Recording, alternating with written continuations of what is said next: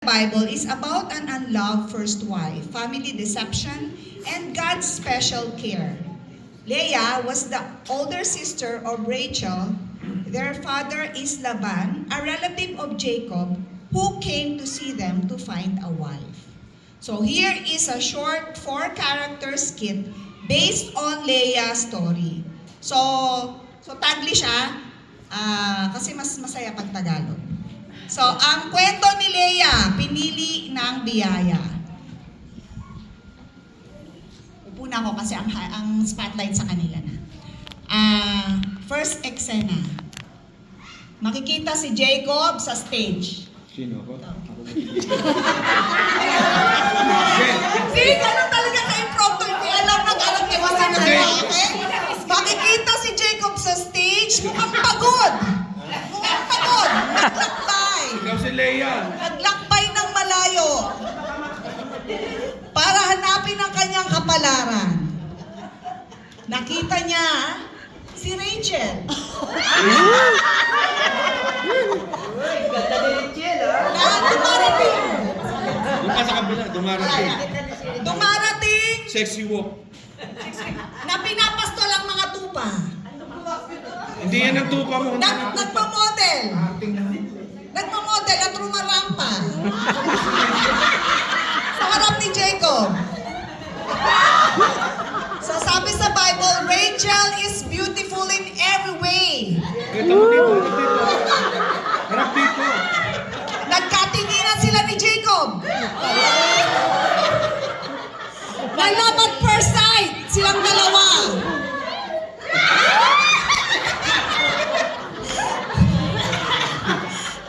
Lumapit si Jacob kay Rachel.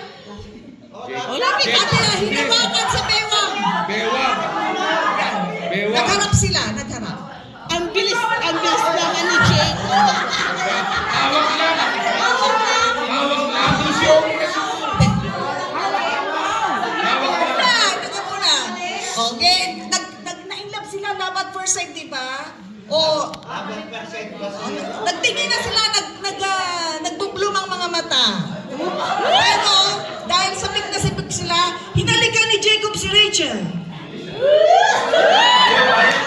Hindi sa cheeks, sa lips.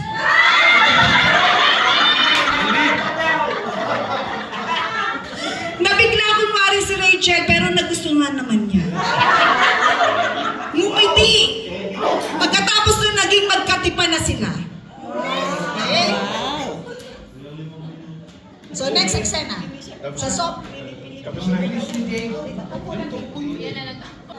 Sa sobrang saya ni Rachel, tumakbo papalapit kay Laban.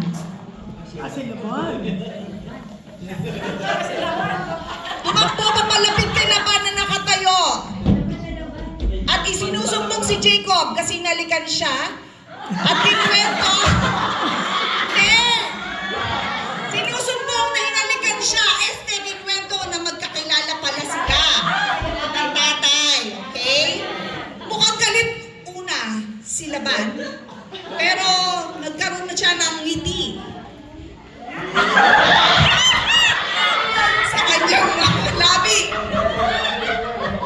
Ay, papasok na uli si Jacob.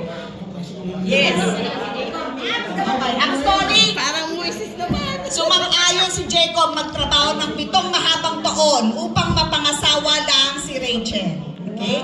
Nagwestra ng trabaho at 7 sa daliri si Laban.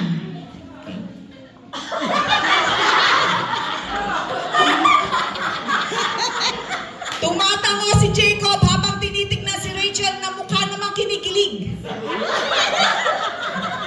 At nagkamay si Jacob at Laban to seal the deal.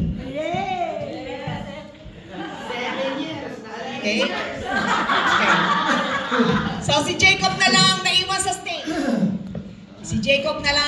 stage. Cultural land. Nagsasaka kunwari. Merong araro. Pagod na si Jacob. Pero tuloy niyang ginawa yon for 7 years. Okay? So after 7 years na, Jacob at Laban sa stage, si Rachel sa kabilang dulo. Nakangiti ng masaya si Jacob. Nakangiti. Yes. Sinasabi niya kay Laban, Laban, tapos na ang 7 taon. Ang mga taon ay parang mga araw lang dahil sa pagmamahal ko kay Rachel. Handa na akong pakasalan siya.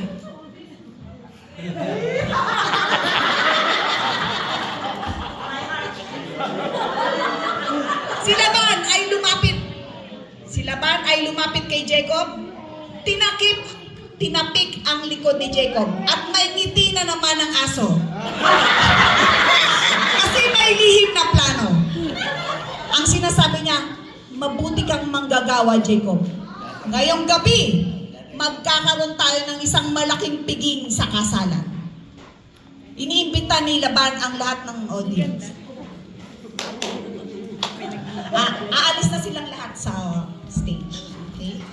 Hindi na ako babalik. Next eksena. Pating.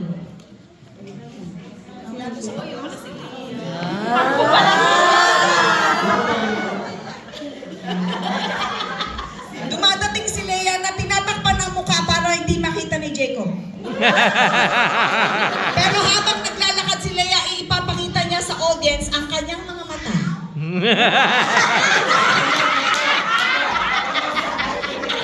Dahil kung si Rachel ay beautiful in every way, si Leia ay may tender eyes, pero mag-beautiful eyes siya. Sinalubong ni Jacob si Leia na tinatakpan muli ang kanyang mga mata. Sinalubong. Naglakad sila papunta kay Laban.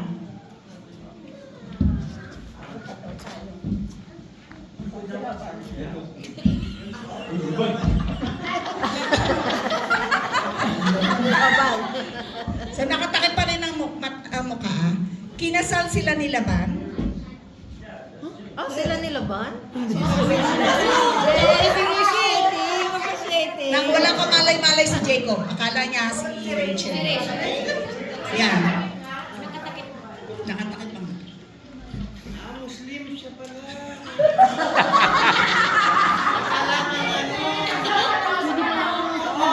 Hindi matalan yung nakalabas. Hindi ba yung... Okay. Yan, pinapakita ang bagong kasal. Okay. Dahil madilim, hindi pa nakikita ang mukha ni Leia. Okay. Aalis na siya. Doon ka na sa dulo. Dito ka dito. Dito. Yeah. Si Leia ay madidiskubre na ni Jacob. Nakita mo na hindi si Rachel ang iyong pinakasalan.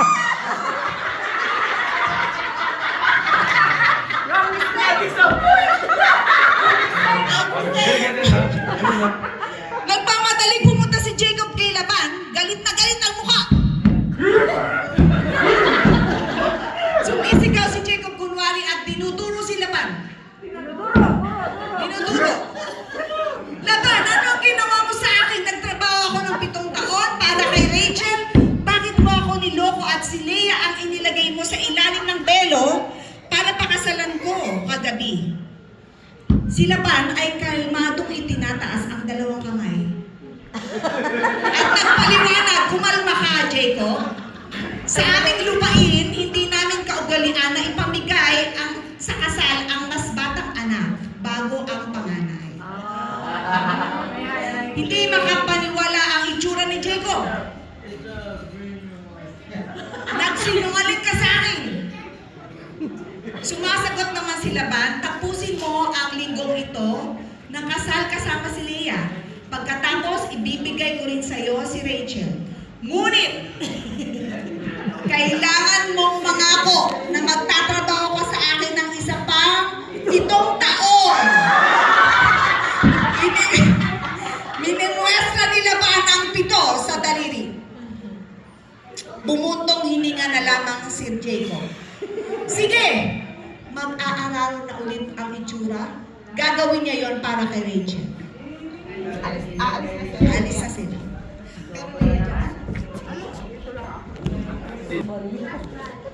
Sa kabila naman ay maghahawak ng kamay si Jacob at Rachel.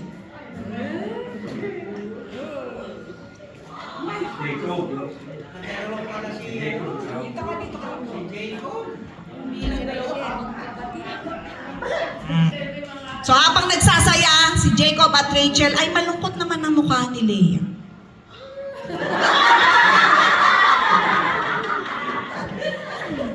Ito ang sinasabi niya. Tumingala, hawak ang kamay sa kanyang puso.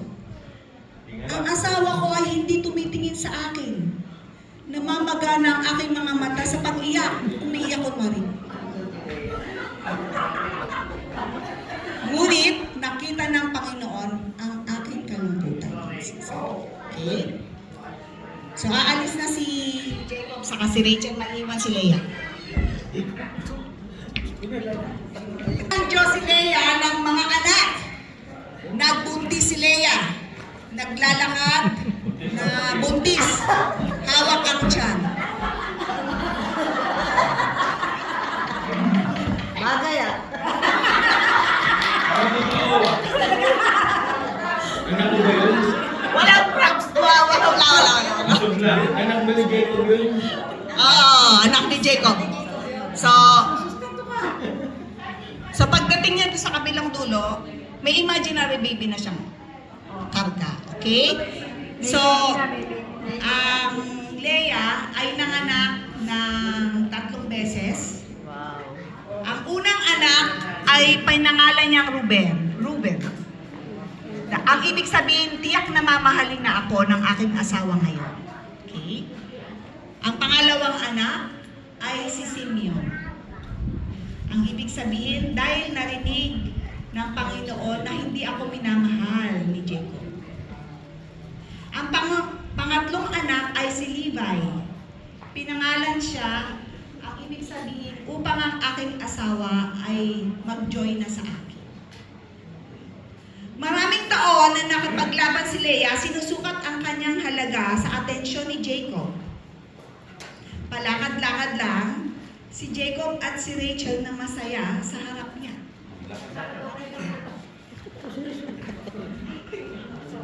Habang si Leah ay karga-karga ang mama. Kapag si Johnny ka pa rin